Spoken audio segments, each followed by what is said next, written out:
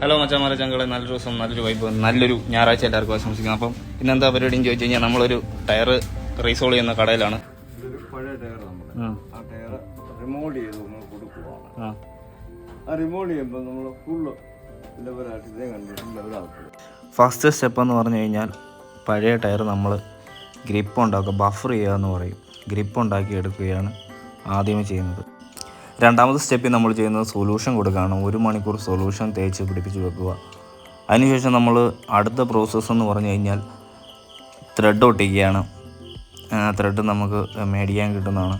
Thread നമ്മൾ ഇതിൽ ഒട്ടിച്ച് ലെവൽ ചെയ്ത് പ്രസ് ചെയ്ത് നമ്മൾ നിർത്തും.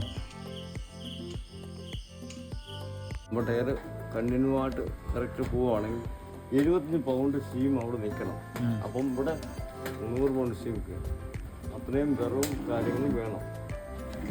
ബോയിൽ അത് പോയിട്ട് ബോളിൻ്റെ കപ്പാസിറ്റി എന്ന് പറഞ്ഞാൽ 3 ടാങ്കാണ്. ഏറ്റവും ഫസ്റ്റ് ടാങ്ക് എന്ന് പറഞ്ഞാൽ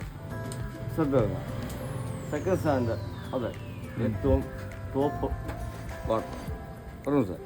ഇവൻ അറ്റൻഡ് ചെയ്തിട്ട് വേണം ഇവൻ്റെ താഴ്ന്നു കഴിയുമ്പോൾ ഗ്ലാസ്സിനകത്ത് കാണിച്ചു തരും. ഇതാണ് നമ്മൾ ടയറിന് ചൂട് കൊടുക്കാൻ വേണ്ടിയുള്ള ബോയിലർ. ബോയിലറിൻ്റെ ഉള്ളിൽ വെള്ളമാണ് വരുന്നത്. വെള്ളം ചൂടായി നീരാവിയായിട്ട് നമുക്ക് നേരെ അച്ചിൻ്റെ അകത്ത് കിട്ടും. ഈ അച്ചിൻ്റെ അകത്താണ് നമ്മൾ ടയർ വെച്ച് ത്രെഡ് ചെയ്യുന്നത്. ചില 1.25 മണിക്കൂർ ടയർ വെച്ച് നമ്മൾ അത് കട്ടയാക്കി എടുക്കുന്നതാണ്.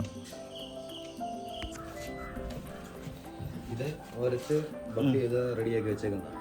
ഇതിന് ഇനി സൊല്യൂഷൻ കൊടുത്തിട്ട് വേണം റബ്ബർ ഒട്ടിച്ച് നമുക്ക് മെഷീൻ അത് കയറ്റാം.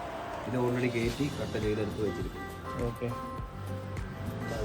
ഇവിടെ ചെയ്യുന്നതെല്ലാം ടോറസിൻ്റെയും വലിയ വണ്ടിയുടെയും മാത്രമാണ്.